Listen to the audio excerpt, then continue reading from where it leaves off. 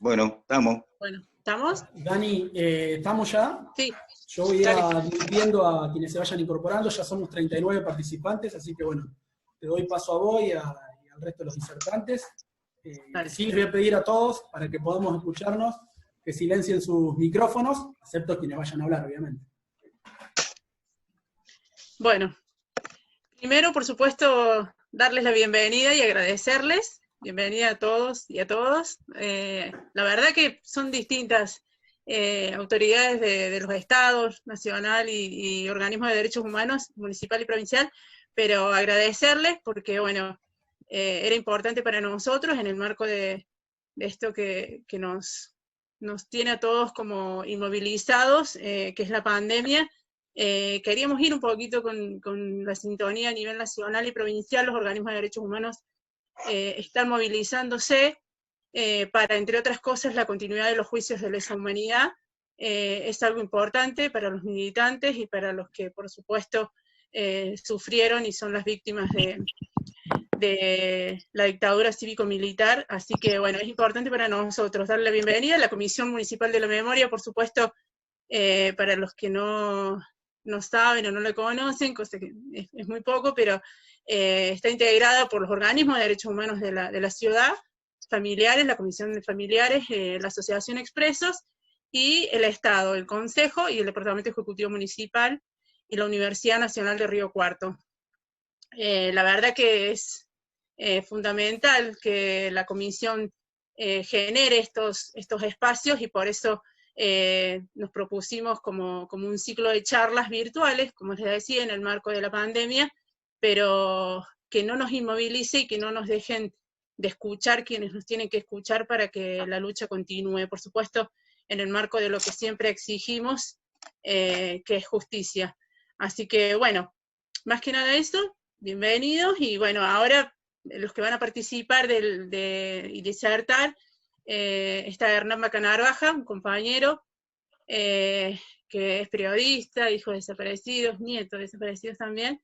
Está también Daniel Olartecochea, que es un compañero expreso y abogado, y es el que representa a la Comisión Municipal de la Memoria en la querella que el Estado Municipal acompañó, y que somos parte de uno de los juicios que está en espera para resolver, y que nos pareció importante que fuese uno de los compañeros, y tenemos el placer y el honor como Estado, lo digo, de que Dani nos represente y por supuesto nos dé la esperanza que espera todo Río Cuarto y el sur, que el juicio avance y que sean condenados todos y todas las genocidas que participaron de eso.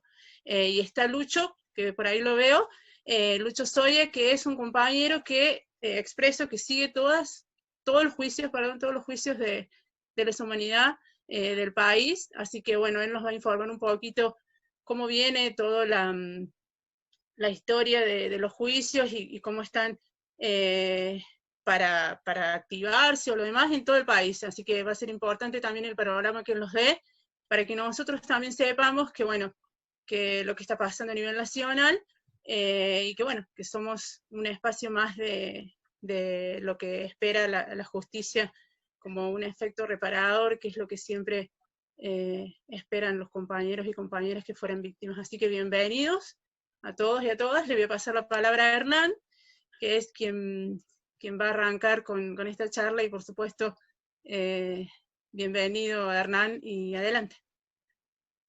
Bueno, muchas gracias. Un gusto estar con todos y todas.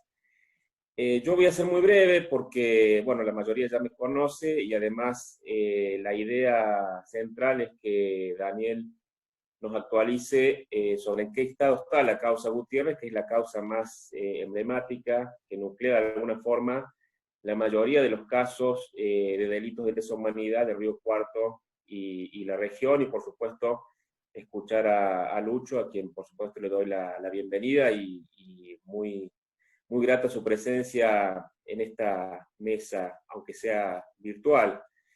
Yo quería hacer un breve raconto.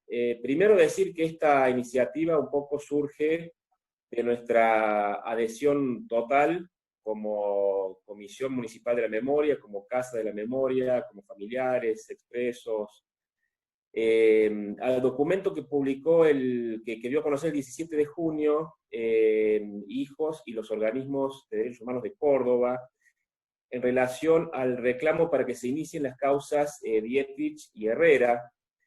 El debate debía realizarse en abril, pero por cuestiones que tienen que ver con la pandemia y con las medidas restrictivas que rigen a nivel nacional, se postergó. Pero bueno, esto generó un reclamo donde yo anoté una de las frases que me pareció realmente dramática y que un poco nos sitúa en el momento en que estamos actualmente en la lucha por memoria, verdad y justicia. Dice textualmente que los juicios tienen que empezar porque se están muriendo los imputados, las víctimas y los familiares. Ha pasado demasiado tiempo para que estos juicios se concreten. Es una historia vieja, larga, donde después seguramente Lucho va a poner en contexto nacional, pero donde Córdoba siempre ha tenido lamentablemente una actuación muy particular, y esta actuación tiene que ver con la histórica reticencia demostrada para llevar adelante los juicios por derechos humanos, por crímenes de lesa humanidad. Una reticencia que tiene que ver, por supuesto, con la composición de la Justicia Federal de Córdoba, donde todavía están mayoritariamente, aunque haya algún atisbo de renovación, afortunadamente, los más conspicuos miembros de la Sagrada Familia, miembros de la Sagrada Familia que por perseverancia, militancia y persistencia y además idoneidad de los organismos de derechos humanos, también fueron sentados en el banquillo de los acusados con un juicio que se hizo hace poco tiempo, conocido como juicio de los magistrados, del que también voy a hablar en un ratito. Esta reticencia inicial de la Sagrada Familia cordobesa motivó, por ejemplo, que cuando se dictaron las leyes de impunidad, tanto el punto final como la obediencia debida, por ejemplo, Menéndez no hubiera sido todavía sometido a juicio. Y esto motivó, por ejemplo, que en el famoso indulto del expresidente Carlos Menem, tocó madera, Menéndez fue indultado sin condena, es decir, fue perdonado cuando no había sido condenado. A tal nivel llegó la morosidad del Poder Judicial de Córdoba. Este marco de impunidad, digamos, desde las leyes de Alfonsín y los indultos de Menem, dio origen a lo que se llamaron los juicios de la verdad, y en esto quiero hacer un recordatorio especial a la doctora María Elba Martínez, que fue una batalladora como pocas en los tribunales federales de Córdoba, que logró que las causas no cerraran, que siguieran, aunque con el absurdo de que no se podía impartir justicia, digamos. Los familiares teníamos los derechos de saber qué había pasado con las víctimas, pero no podíamos aspirar a la condena. Bueno, absurdo en nuestro país, pero claramente las causas por la verdad permitieron que los expedientes no se archivaran definitivamente y se siguieran recolectando pruebas de esta década tremenda de impunidad. Estas son las cuestiones que hacen grande a nuestro país y que están cimentando una trayectoria muy fuerte en materia de derechos humanos, con respeto a nivel internacional. Bueno, nace esa agrupación cuyo leitmotiv, digamos, inicial, bueno, si no hay justicia, hay escrache, es decir, acá no va a haber olvido. En ese contexto de juicios de la verdad, cuando llega Néstor Kirchner, cuando llega Néstor Kirchner al poder, una de las primeras medidas, después de tantos años de impunidad y de erosión de las instituciones democráticas, lo primero que hace es plantear la renovación de la Corte, con una fuerte ofensiva. Algunos miembros de esa Corte menemista, presidida por el jefe de policía de La Rioja, terminan renunciando ante el avance decidido de los pedidos de juicio político. Con esa renovación, más la derogación de las leyes de impunidad, se abre una nueva etapa en la Argentina, que es la etapa de memoria, verdad y justicia, que es la etapa de los juicios.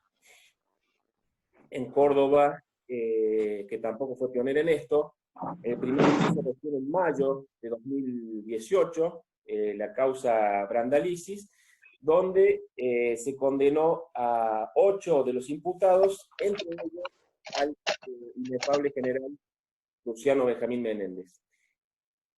Pasaron más de 10 juicios, entre el último, la causa Montileros de marzo, el 12 de marzo, donde se condenó a 9 miembros del Comando Radioeléctrico y la D2, hubo 4 absoluciones. Entre el primer juicio y el último tuvimos 3 juicios, diría, bastante emblemáticos. El de la UP1, los 31 fusilamientos de presos políticos. Ahí había 2 casos de riocuartenses, el de Paco Bauduco, asesinado a sangre fría en el patio de la penitenciaría, en un hecho atroz, y el de José Bagusa. Bueno, los 2 fueron juzgados en aquel juicio, donde además de Menéndez se sentó en el banquillo de los acusados al ex dictador Jorge Rafael Videla. Bueno, ni hablar del megajuicio de La Perla. Si no me falla la memoria, creo que ahí declaró Clarisa, creo que fue en ese, no me acuerdo en cuál de los juicios, pero me parece que fue en ese, Clary. Que bueno, por supuesto también nos afectó. Y después este verdadero bochorno, que fue el juicio a los magistrados, realizado en una sala muy pequeña, donde era prácticamente inaccesible al público, donde se puso en evidencia el espíritu corporativo de la Sagrada Familia, y donde fueron condenados, digo entre comillas, porque fue una condena simbólica y no de prisión efectiva, Miguel Ángel Puga y Antonio Cornejo, y fueron absueltos Carlos Sotero Álvarez y Ricardo Haro. Carlos Sotero Álvarez integró el primer tribunal que condenó a Menéndez. Digamos que de alguna forma la Sagrada Familia se mordía la cola. Después tuvimos los 4 años de Macri, 4 años donde también empezaron, fíjense qué casualidad, con una renovación de la Corte, solo que con otras intenciones de las que tenía Néstor Kirchner. En este caso se intentó renovar la Corte metiendo a 2 magistrados por decreto. Una de las primeras medidas de este gobierno, que decididamente tuvo una ideología negacionista y que implicó un gravísimo retroceso en todos los procesos de memoria, verdad y justicia, con desfinanciamiento de los sitios de la memoria, con no apoyo a los juicios, con no protección a testigos.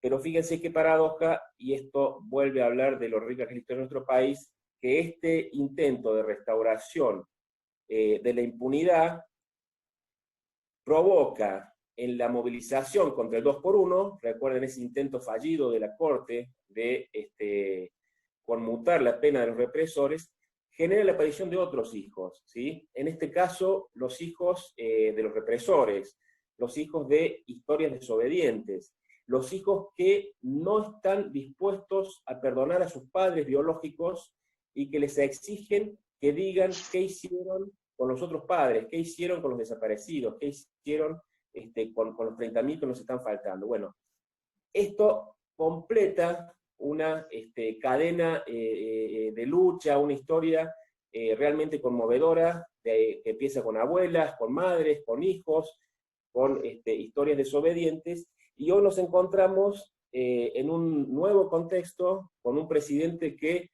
vuelve a la tradición de memoria, verdad y justicia, con una Secretaría de Derechos Humanos que tiene a un nieto recuperado al frente, con un gabinete que tiene a 4 nietos recuperados en cargos altísimos, y con una decisión de terminar con este ciclo que empezó tan tardíamente. Y bueno, desde la Comisión Municipal de la Memoria de Río Cuarto, y especialmente interesados en la causa de Gutiérrez, que es la causa que aglutina a la mayoría de las víctimas de nuestra ciudad y nuestra región, es que llegamos a esta instancia para reclamar que, más allá de la pandemia, como se ha hecho en otras provincias, la Justicia Federal de Córdoba no intente maniobras dilatorias y resuelva sus enrederados y sus entuertos, fiscales que se jubilan para acogerse a la ley anterior a la reforma jubilatoria, que es una ley que los beneficia más, pero después no se quieren ir porque dice que se jubilan, pero no se jubilan, recusaciones permanentes, un juez que supongo ahora lo va a decir Daniel, pero que no se caracteriza por su interés en esclarecer situaciones de derechos humanos, como es el juez que actualmente tiene la causa. Bueno, un panorama que ahora va a explicar Daniel, pero que nos parece que no es excusa para que las causas no se sigan llevando adelante. La vida tiene ciclos, el ciclo biológico de los protagonistas de aquel tiempo, como bien dice el documento que leí al inicio de la presentación, se empiezan a morir, hay ciclos biológicos que se cumplen, y es necesario que Córdoba vaya cerrando la etapa de los juicios con memoria, verdad y justicia, porque no hay juicios de la verdad, no hay procesos de memoria sólidos y contundentes si no hay justicia. Acá lo que tiene que haber es justicia con condenas a los responsables y que cumplan esas condenas en cárcel común hasta que estas condenas lleguen a su fin. Así que bueno, quería un poco poner el contexto, les agradezco nuevamente y bueno, quedo a disposición después al último si llega a haber preguntas. Muchas gracias. No sé quién está coordinando, Dani, creo que seguimos. Bueno, sí, gracias, Hernán. Un poquito para después que continúe Dani, decirles que a los 40 minutos se va a cortar, que por favor con el mismo link y la misma contraseña vuelvan a ingresar. Es lo que nos pide que por favor lo hagamos, Maxi, si no me mata. Y agradecerle a los que se van sumando, bueno, dijimos organismos de derechos humanos de todo el país, regionales de hijos, por supuesto autoridades del Consejo, por ahí lo vio el presidente del Consejo, a la presidenta del bloque oficialista y a la concejala que también es parte de la Comisión Municipal de la Memoria, Cristina Fernández, agradecerles porque el Consejo siempre acompañó todo, bueno, autoridades municipales, lo vi a fiscal Juliano Berti que siempre desde el día cero ratificó la querella y que el municipio sea querellante y por supuesto está participando, y no solamente en esta charla, sino también en todo lo que le demandamos desde la comisión.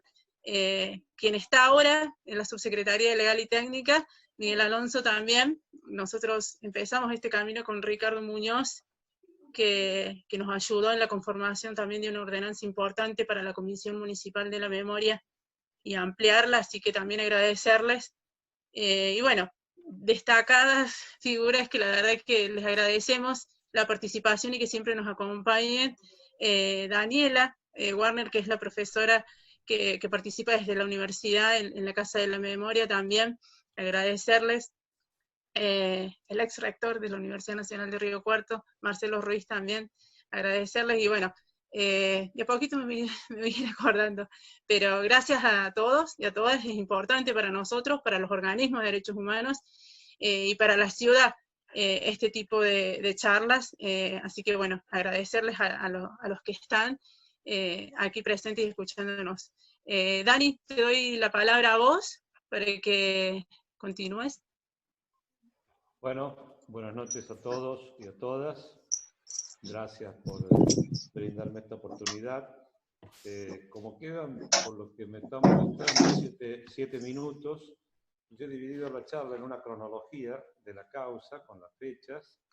En segundo lugar, la causa en sí mismo, o sea, digamos, de qué se compone la causa, con imputados. Dani, discúlpame que te interrumpo.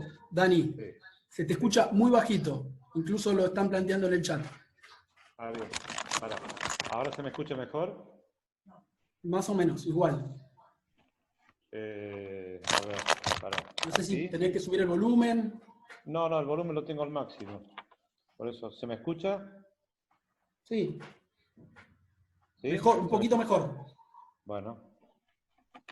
Bueno, quería decir esto, de que bueno, se va a cortar en 7 minutos, pero que tengo por un lado una cronología y por otro lado la causa en sí mismo y después unos comentarios finales. Lo digo para que en el momento en que se corte y que se vuelva todo el mundo a unir a la charla, para que sepan por dónde estoy. Voy a leer un poco porque son fechas y estas fechas no las tengo memorizadas.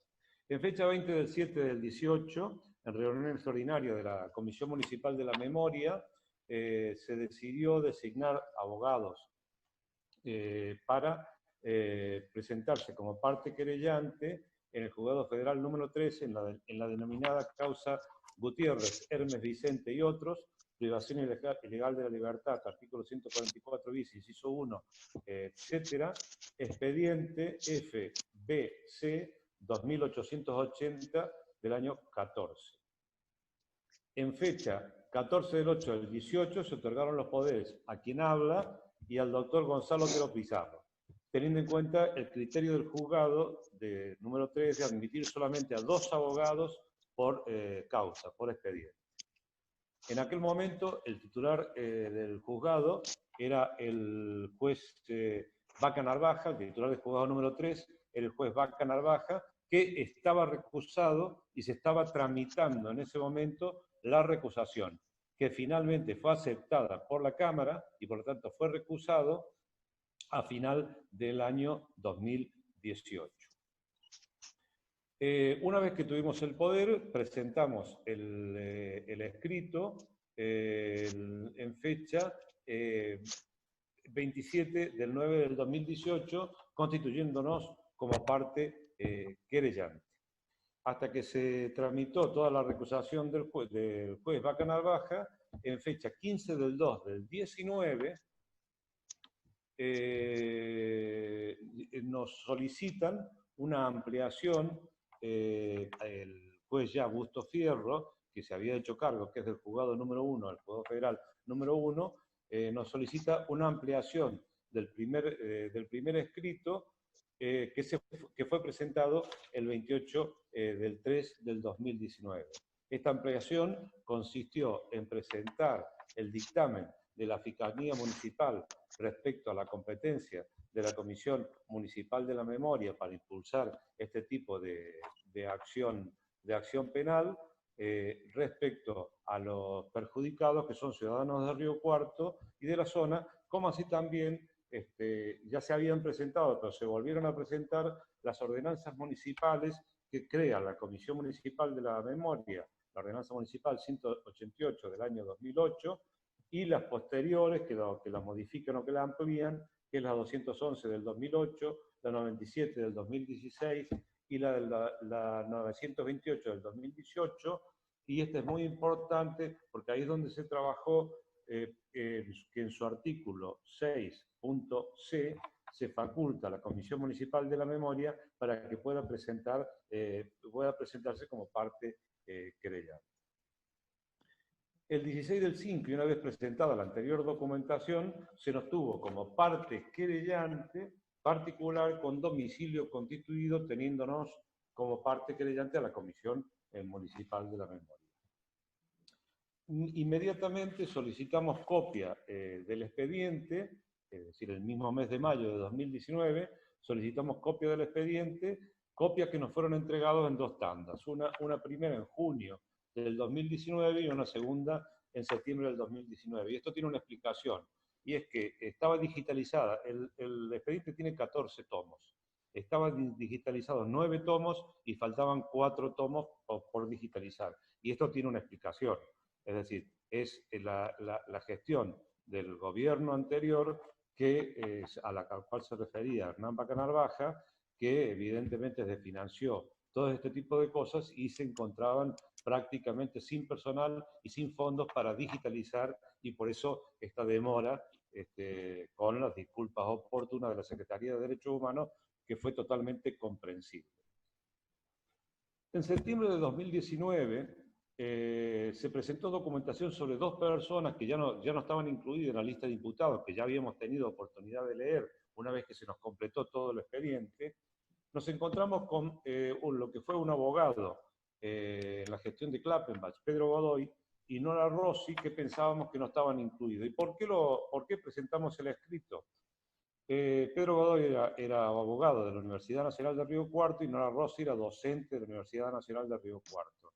Y en el libro Páginas Olvidadas de Miguel Ángel Gutiérrez, historiador de Achiras, nombra a estas dos personas como personas que se habían, digamos, refugiado de alguna manera en Achiras y sufrieron un secuestro por parte de Pedro Godoy, y Nora Rossi se presentó al día siguiente en la comisaría de Río Cuarto y fue detenida.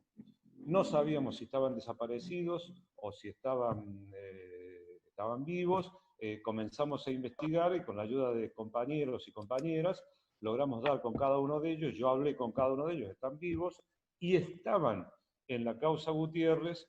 Lo que pasa es que habían declarado en el juzgado de Belleville como consecuencia del domicilio que tienen actualmente. Por lo tanto, están incluidos. Se ha incluido de todas maneras la documentación que presentamos, como también los oficios. Se ha acordado librar oficio, que lo solicitamos en su momento, tanto a la UR9 de Río Cuarto, como a la cárcel de Villa Devoto, que parece que por allí pasaron, como a la delegación de los archivos del tal, que he dicho, el libro del escritor Miguel Ángel Gutiérrez, que ahí en Páginas Olvidadas de Achiras mencionaba lo que le había pasado a esta gente y cómo lo habían secuestrado a Pedro Godoy en un Falcon y en una noche, y después cómo habían detenido a su compañera en la comisaría de Río Cuarto. Bien, por lo tanto están incorporados también en la causa Gutiérrez. No hay problema en ese sentido. Bien, sigo con la cronología. En fecha 23 del 10 del 2019, el juez Busto Fierro, que ya estaba, ya como les he explicado, estaba a cargo de la causa por la recusación del juez Vaca Narvaja, solicita que la Secretaría de Derechos Humanos, que funciona adscrita al juzgado número 3 de Córdoba, que es quien enjuicia los juicios de lesa humanidad y hace la instrucción, solicita que se lo pasen a él al juzgado número 1. Le dicen que no, le contestan que no, la Cámara dice que no, y entonces, como consecuencia de eso, presenta un escrito en la cual se inhibe de continuar con la causa, esto en fecha 23 del 10 de 2019, por entender que al negarle esa posibilidad la Cámara, se encontraba con poco personal y con mucho trabajo, y por lo tanto no podía seguir atendiendo la causa, y que se lo pasaba al juzgado número 2, al juzgado federal número 2 de Córdoba. Inmediatamente el juzgado número 2 de Córdoba toma esta inhibición que solicitó Busto Fierro y la desestima. Y lo envía todo a la Cámara Federal.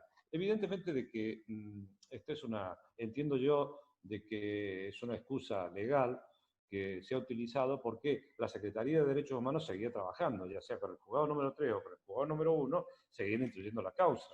Lo que sí está claro es que los medios de que disponía la Secretaría de Derechos Humanos como consecuencia de la gestión del anterior gobierno, la gestión política y económica del anterior gobierno, estaba sin infraestructura y por lo tanto tenía muy pocos medios para trabajar.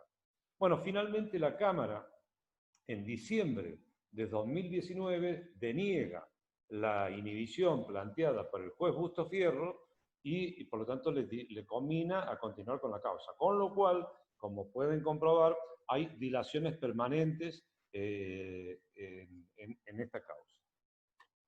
El 9 de marzo de 2020 se asigna nuevamente a la Secretaría de Derechos Humanos de la doctora Rubín a la causa. Y esa secretaría también acordando, de acuerdo a lo que nosotros habíamos solicitado, una serie de pruebas. En principio le pide a la Secretaría de Derechos Humanos de la Nación para que financien el escaneo de las causas. Es decir, que le den material o que le den dinero, porque necesitan escanear todas las causas y tienen un solo escáner y una sola persona para escanear todo eso. Ustedes imagínense de que esta causa tiene 14 tomos y cada tomo tiene 300 o 350 folios. O sea que es un trabajo de hormiga el escaneo de todo esto, por un lado. y por otro lado oficia al Archivo Provincial de la Memoria de Córdoba para que identifique a determinados policías, ya sea por su nombre o ya sea por su apodo, que habían trabajado en la comisaría de Río Cuarto, en la provincial, en la comisaría provincial de Villa Huidobro, a la Policía Federal de Río Cuarto, al batallón de Arsenales José María Rojas de Olver de aquí de Río Cuarto, a la comisaría de la Policía Provincial de La Carlota, a la Jefatura Regional Noreste de Gendarmería, a la Comisaría Provincial de Belville y a la Comisaría Provincial de La Bulaye. Lo que se solicita es que se identifique a determinadas personas, ya sea por su nombre y apellido, en el caso de que exista en el expediente, o ya sea por su apodo. Para dar un ejemplo, había un personaje siniestro en la D2, que me tuve el gusto, por decirlo de alguna forma, de conocerlo, que se llamaba El Boxeador, pero que no se sabe ni el nombre ni el apellido. Bueno, pues se pide la identificación de esa persona a la comisaría. Parece ser que estaba adscrito a la comisaría provincial de acá, de Río Cuarto. Bien, esto entonces es en lo que se refiere a los trámites judiciales hasta el comienzo de la pandemia. Obviamente que estábamos hablando ya del mes de febrero, o sea que comenzó la pandemia y por lo tanto, evidentemente se paró todo. Paralelamente a esto, con el apoyo de la Subsecretaría de Derechos Humanos de la Municipalidad de Río Cuarto, se trabajó con 2 profesores de la Facultad de Humanidades de la Universidad Nacional de Río Cuarto para constituir grupos de alumnos, estudiantes de derechos ya avanzados, uno con la profesora doctora Lilian Martela y otra con el profesor doctor Tony Alonso.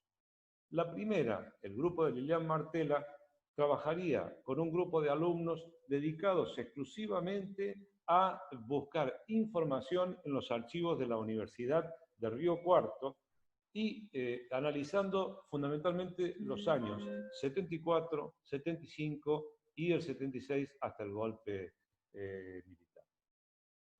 O sea, los comienzos del 76. ¿Para qué? Porque lo que queremos investigar, que en Río Cuarto no está investigado, es a la AAA. Y entonces, una forma de investigar lo que se ha hecho es entrar en los archivos y encontrar, por ejemplo, sanciones de todo tipo, expulsiones o lo que fuese, a alumnos, a profesores y a no docentes. Ese es un dato. Aparte de lo que nosotros conocemos y sabemos de otras actividades que desarrolló la AAA en Río Cuarto, que esa la conocemos perfectamente, como también conocemos a varios de los miembros que integraron ese grupo asesino parapolicial y paraestatal. Ese es uno de los objetivos y estaba constituido el grupo ya, es decir, en diciembre ya lo teníamos constituido para que empezara a trabajar en febrero cuando ya reiniciaban las clases. Nos agarró la pandemia y por lo tanto, evidentemente, tampoco se ha podido hacer nada. Y el otro grupo, coordinado por el doctor Alonso, para que nos ayuden a los abogados en el estudio de la causa, fundamentalmente en establecer las vinculaciones entre los hechos, las víctimas y los represores. Porque tengan ustedes en cuenta una cosa, el requerimiento fiscal, es decir, el requerimiento fiscal es cuando el fiscal dice, bueno, iniciamos la investigación, estos son los imputados, estas son las víctimas y estos son los hechos. Y a partir de ahí se investiga, que es la instrucción de la causa. Tiene 208 folios, es enorme. Entonces, que un grupo de estudiantes pueda ir vinculando los hechos con las víctimas y con los represores es muy importante para nosotros tener un cronograma sobre ese tema, sobre todo para el juicio oral, para hacerlo y ya para el juicio oral tenerlo, y es un esquema con el que se puede trabajar. La condición de que fueran estudiantes es lógico, fundamentalmente por el archivo de la universidad, en el sentido que es evidente que son estudiantes de la universidad los que van a trabajar allí. Tuvimos 2 reuniones con el rectorado y la subsecretaria de Derechos Humanos, Daniela Miranda, y más gente, en el rectorado de la universidad, se puso a disposición y solamente nos pidió de que se hiciera de esta forma, cosa que entiendo que es completamente lógica. Bien, esto con respecto a lo que yo les decía al principio del cronograma del juicio. Esta es la situación en que se encuentra el juicio en este momento. Con respecto a la causa, los datos de la causa. Ya les dije que consta de 14 tomos en este momento. Lo tenemos tanto como está todo digitalizado, llevé el pendrive, nos lo cargaron en un pendrive y también mediante un trabajo de hormiga de la Subsecretaría de Derechos Humanos de Río Cuarto, se pasó a papel, porque también hay que trabajarlo con papel, porque hay mucha documentación muy antigua que se lee muy mal en el pendrive. Los delitos que de momento se investigan en la causa son 4. Privación ilegal de la libertad agravada, imposición de torturas o tormentos agravados, abusos deshonestos agravados y violación agravada. Y digo de momento porque cuando les he hablado de la AAA, ahí tendríamos, si logramos demostrarlo y logramos prueba, asociación ilícita. Esto por un lado. Y por otro lado, podríamos encontrarnos con causas en las cuales hay secuestro y desaparición. Causas que seguramente tenemos que solicitar la acumulación a la causa nuestra. Y esta es una decisión que la debe adoptar el juez en su momento, y hemos tenido poco juez en todo este trayecto, teniendo en cuenta lo que les he explicado antes. Los imputados son 73, todos miembros de la Fuerza de Seguridad del Estado, tanto provincial como nacional. Las víctimas son 59, sin perjuicio de incorporar nuevas víctimas de acuerdo con la, valga la redundancia, incorporación de nuevas pruebas que se encuentran, y vuelvo a insistir fundamentalmente con respecto al accionar de la AAA, que no está en el expediente y que ese será un trabajo que tenemos que desarrollar, tanto en la universidad como lo que pasó en la ciudad en aquellos tiempos. Esto es lo que contiene el requerimiento fiscal de instrucción que lo suscribió, lo hizo, lo encabeza, lo firma la fiscal en aquel momento, la fiscal federal, Graciela López de Filoñuc, y esto tiene fecha noviembre del 2015. En este requerimiento fiscal están detallados todos los hechos por cada una de las víctimas.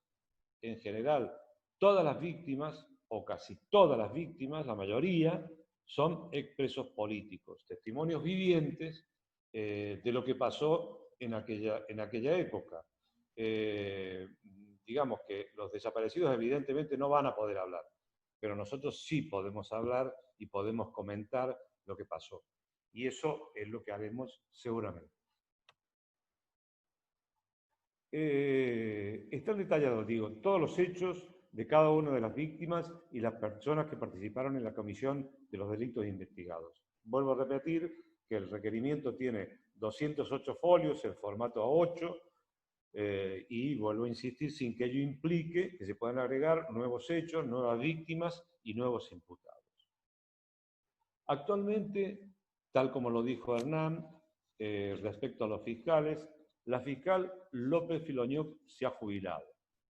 Pero hubo en principio una disputa jurídica en el sentido de que se jubiló antes de la reforma jubilatoria para percibir los beneficios que tenía la antigua ley, pero tenían un resquicio legal por el cual podían seguir actuando como fiscales y cobrar también como fiscales, o sea, cobrar la jubilación y cobrar el sueldo como fiscales. Esto fue impugnado, tengo entendido que por el juez Vaca Narvaja, llegó a la Cámara Federal y finalmente la Cámara decidió y le dio la razón al juez Vaca Narvaja y por lo tanto la fiscal Filoñuc se tuvo que separar. Esto también, evidentemente, creó una situación de acefalía en la Fiscalía importante para retrasar todavía más la causa de lo que veníamos con todos estos problemas. Ahora, de todas estas noticias que no son muy buenas, tenemos una que creo que es buena, y es que actualmente ha sido designado para todas las causas relacionadas con los derechos humanos y los delitos de lesa humanidad en Córdoba el fiscal Facundo Trota, que ya lo fue en la mega causa La Perla, con un desempeño brillante en cuanto a la investigación y el desarrollo del juicio oral y los conceptos jurídicos aplicables. Entiendo personalmente, porque lo conozco, de que es un excelente profesional con el que seguramente podremos trabajar a fondo en la causa Gutiérrez y terminarla, y con ello la impunidad que hasta la fecha ha caracterizado a Río Cuarto respecto a los delitos cometidos durante la dictadura cívico-militar, incluso antes, es decir, la implementación del terrorismo de Estado que a nuestro criterio comenzó ya en democracia. Este año, seguramente, pandemia mediante, se celebrará el juicio oral por la causa Gómez, que es otra mega causa con más de 600 víctimas, que parece ser que se va a desarrollar en este año, dependerá de los tiempos de la pandemia y por lo tanto de si se puede realizar el juicio oral. Y yo espero que para el próximo año tengamos lista ya la causa para elevarla a juicio oral y fijar fecha, o que fije fecha el juzgado, para que ya tengamos toda la prueba, los imputados perfectamente aclarados, en cuanto hay suponemos de que hay algunos imputados de que han fallecido, otros que desconocemos en dónde están, pero que están evidentemente que se los puede encontrar, no habrá problemas, y las víctimas para la realización del juicio oral. O sea, de que fundamentalmente entiendo que el año que viene, si no pasa nada más de todo lo que ha pasado y sigue la causa su curso normal y legal, tendremos fecha para el juicio oral. Me queda solamente reconocer al Ejecutivo Municipal de Río Cuarto su clara voluntad política de impulsar la causa Gutiérrez, acordando con el resto de los integrantes de la Comisión Municipal de la Memoria la presentación de la misma, o sea, de la Comisión de la Memoria, como parte querellante en esta causa. Bueno, muchas gracias, no me quiero extender más, quedo a disposición para las preguntas que me quieran formular respecto a esto que hemos hablado y todo lo que quieran preguntarse respecto a la causa. Gracias. Bueno, gracias Dani. Claro, la verdad, e importante. Nosotros teníamos esas novedades para comunicar. La más resaltante, por supuesto, que nos llena de más que esperanza es de una afirmación en las convicciones que el fiscal comprometido y, como decía Marcelo Ruiz, de una trayectoria impecable, está al frente de estas luchas, así que nos parece muy buena y con todos los avances que nos contaste y que por supuesto queremos que la justicia llegue, no como Estado, sino como militantes. Nos sentimos honradas de que el municipio haya continuado con esta querella y que seamos parte de esto que vamos a lograr, como es la justicia. Bueno, le voy a ceder la palabra a Lucho, que no lo veo, pero no sé si está. ¿Lucho? Sí, estoy. Acá, ahí te veo, perdón. Sí, continuamos.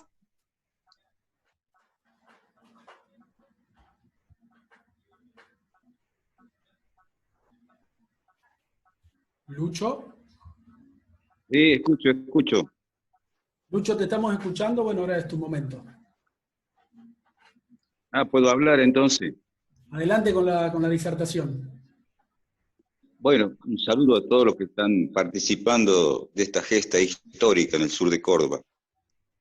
Vuelvo a un tema que tocó Hernán, el tema del juicio de los magistrados.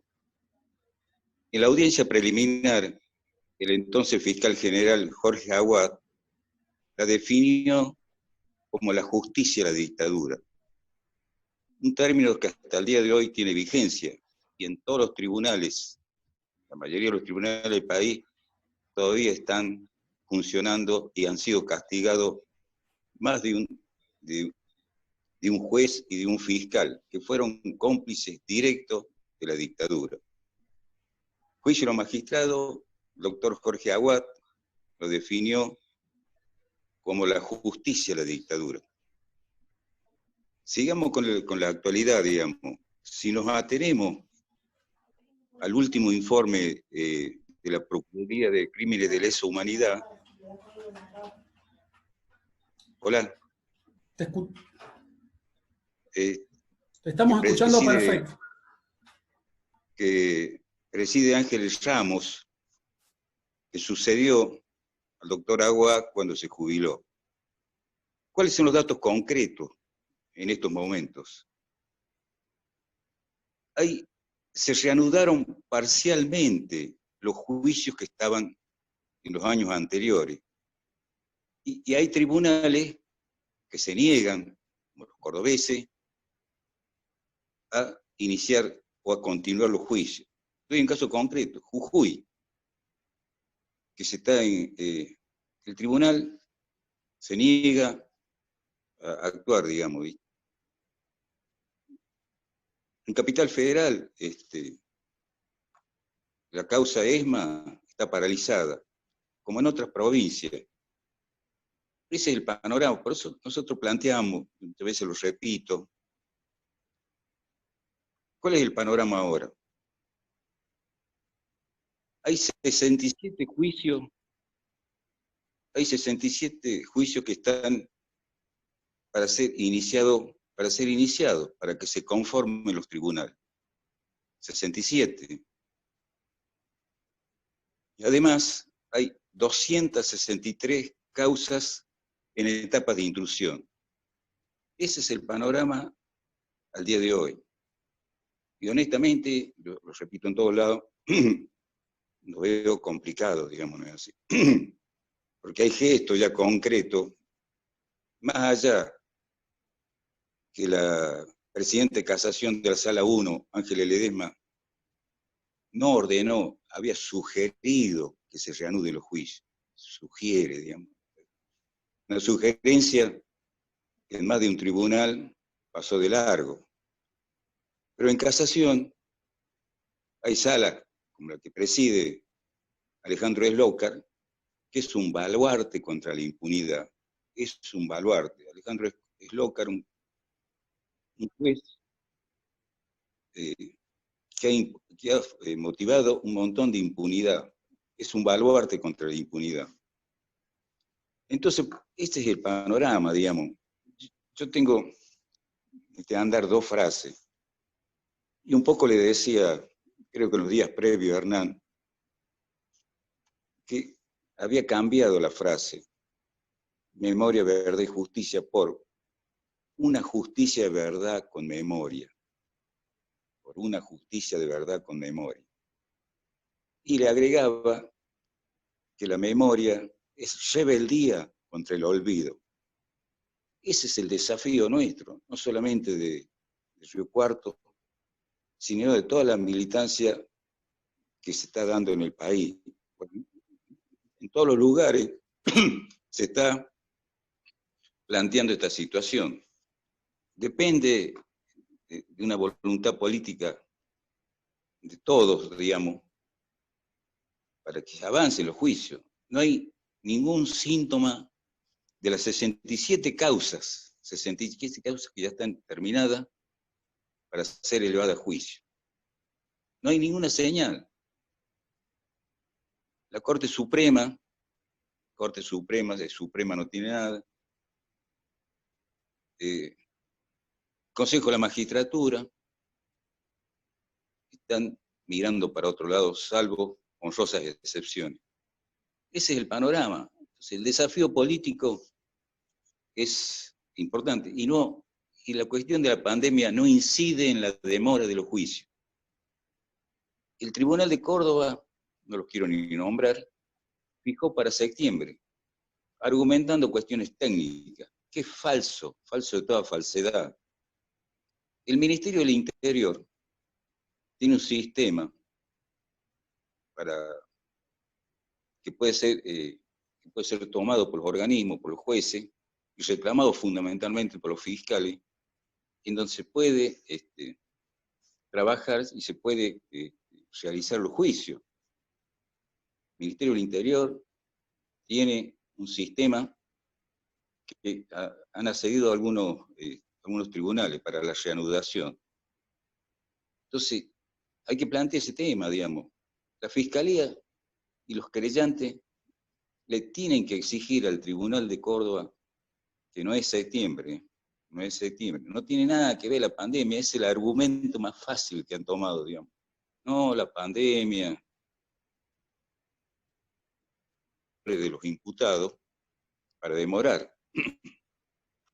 Que es el caso, se está desarrollando en San Juan, en Mendoza, digamos, un juicio, digamos, que lo lleva adelante el fiscal Dante Vega. ¿Qué hizo ahora para demorar el juicio, digamos? Pidieron que se aparte de la causa. Como salió creo que hoy en página 12, digamos. Ese es el panorama. Acá depende fundamentalmente de las fiscalías, de la fiscalía y de los querellantes, porque ya cuenta con todos nosotros para sumarse a esta decisión. Recuerdo al doctor Jorge Aguat, que algún día dijo, hace mucho tiempo en tantos juicios, vamos a pisar todos los callos que hay que pisar. Ese es el desafío nuestro, pisar todos los callos que están demorando los juicios de lesa. Ese es el panorama. Espero haber aportado mi visión de los juicios. Bueno, sí, gracias, Lucho. La verdad, un poquito habíamos charlado y tenemos la idea, y por supuesto, no lo voy a decir yo, porque ya todos lo sabemos acá en esta charla, con semejantes representantes de los organismos, sabemos que lo principal con que cuentan los fiscales de estas causas es la lucha y el acompañamiento de todos. Por eso nosotros, en principio, en nuestra gestión nos parece importante continuar como querellantes, y la verdad que el Estado se involucre es mucho más importante en esta provincia, así que agradecerte. El panorama, la verdad que es claro. Nosotros tenemos que terminar de resolverlo. Bueno, y ahora, por supuesto, abrimos la charla para que o nos comenten algunos representantes de organismos o del Estado, de organismos de otros lugares, el panorama que tienen, o nos comenten o pregunten a los expositores alguna inquietud que tengan. Sí, Amelita.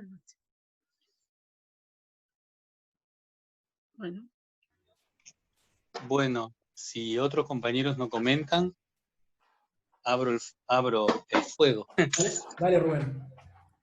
Bien, bueno, yo soy Rubén Ciuró, como puse ahí en el chat, milito en Barrios por Memoria y Justicia de Lomas, tengo la responsabilidad de la Secretaría de Derechos Humanos de la FETIA, por ahí estaba Pecho, otro compañero también histórico de la FETIA, y participo en la mesa del ex pozo de Banfield, ¿no? Entonces quería comentar que nosotros acabamos de sacar un comunicado ahora reclamando se constituya el tribunal, porque uno de los jueces pidió excusarse y se lo concedieron. El juicio del ex pozo de Banfield forma parte del circuito CAS, va a juicio con el ex pozo de Quilmes, así que venimos coordinando con los compañeros.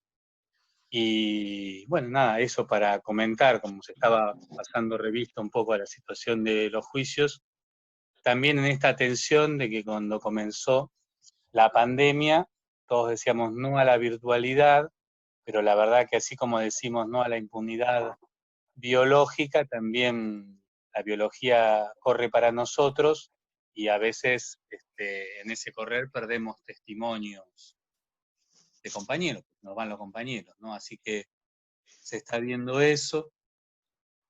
alcancé a escuchar, porque bueno, también estaba con alguna otra actividad, lo que cerraba un compañero celebrando que la Municipalidad de Río Cuarto es querellante, ¿oí bien? En uno de los juicios. Digo, bueno, qué bueno, porque nosotros en Lomas de Zamora tenemos 4 causas, digamos, como emblemáticas pendientes. Una es la del ex intendente Pablo Turner, un compañero que era del peronismo de base, cuya causa está abierta, pero tiene que avanzar, la del circuito Camp que acabo de comentar, y la causa de la masacre de Pasco, que es del 21 de marzo del 75, recién una compañera, viuda de uno de los compañeros asesinados, Gloria Leguizamón, pidió una nueva causa, porque la causa que había era del 75, así que imagínense lo que era esa causa, ¿no? Decimos, pasaron los 10 años del gobierno democrático y popular, vinieron los años de Macri, pero esa causa todavía está pendiente de avance.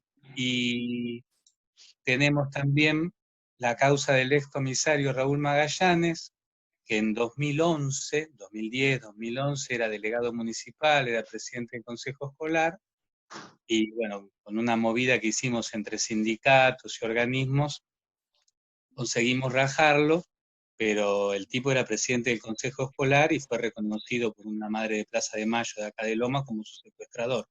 Bueno, nosotros todavía estamos muy lejos de que nuestra municipalidad sea querellante, pero la verdad es que haya ejemplos de que municipalidades lo son, retroalimenta lo que los compañeros estamos impulsando en otros lados, ¿no? Así que, bueno, agradecerles, este tipo de charlas hacen el país más federal. Lo único que corrió el flyer, pero el enlace no corrió tanto como el flyer. Así que eso es como un aporte para Sí, otra que hagan, ¿no? sí. Porque por ahí tengo algunos que me puteaban porque lo difundí y me decían, bueno, ¿cómo entro? Bueno, compañeros, gracias por la charla. Qué bueno. Bien. Gracias, compañeros. Sí, la verdad que, bueno, esto de ponernos con la nueva normalidad, como lo llama nuestro presidente, nos está como costando un poquito, pero bueno, sí, esto de pasar flyer, nos acostumbramos a pasar flyer y ahora tenemos que pasar los links también, así que, y hablando de links se va a cortar, pero el que quiera seguir participando y preguntando, por supuesto se vuelve a conectar. Siempre agradecer los que se van como retirando y demás, no quiero dejar de agradecerles a todos, y también a los que continúan, así que bueno, eso, se va a cortar y los volvemos a conectar, por supuesto, hasta que tengamos todas las exposiciones o las palabras que querramos y que quieran hacer. Sí, Julián. Te vi, Julián, dale nomás. Sí, buenas noches. Bueno, felicitarlos primero por esta comunicación antes que se corte y aprovechando justamente la participación de tanta gente prestigiosa y involucrada en el tema de los derechos humanos y tan caros nuestros sentimientos, digo, sería importante, y me preocupa mucho lo que dijo el compañero anterior sobre el tema de las causas que están frenadas a nivel nacional, que son 67, si no me equivoco, dijo, o mencionó, y que tienen que ver, me parece, o están muy ligadas a las trabas que están poniendo en el Senado para la designación del Procurador General, el doctor Rafecas, como jefe de los fiscales de los tribunales nacionales del país. Me parece que sería bueno, ya que hay muchos organismos de derechos humanos representados, tratar de, no sé si sacar algún comunicado, sacar algún tipo, o elevar algún tipo hacer algún tipo de presentación a la comisión respectiva del Senado, para que justamente se apure, porque me parece que la demora también está anclada en esta demora, vuelvo a repetir, de la designación del Procurador General, además un hombre comprometido como es el doctor Rafecas, me parece que sería importante porque se abocaría, me parece, inmediatamente a instar o a tratar de destrabar estas cuestiones, de estos juicios que están pendientes y que me parece grave porque el tiempo no es justamente el tiempo. Si bien hay una imprescriptibilidad de los derechos que se están investigando y demás, me parece que lo importante acá es lo que se decía al principio, es la edad de quienes están involucrados, que están imputados en estas causas. Por eso me parece interesante que esto también sirva para generar algún tipo de presentación con respecto a esta cuestión que me parece a mí central para activar los juicios, por sobre todas las cosas, ¿no? Una opinión que doy desde aquí, nada más. Perfecto, no es menor la propuesta, Julián, coincido. No sé si alguno de los compañeros de la comisión o de los organismos también quiere sumar su palabra en referencia a esto que planteó el fiscal municipal. Sí, yo coincido completamente con Julián. Creo que es importante, es muy importante.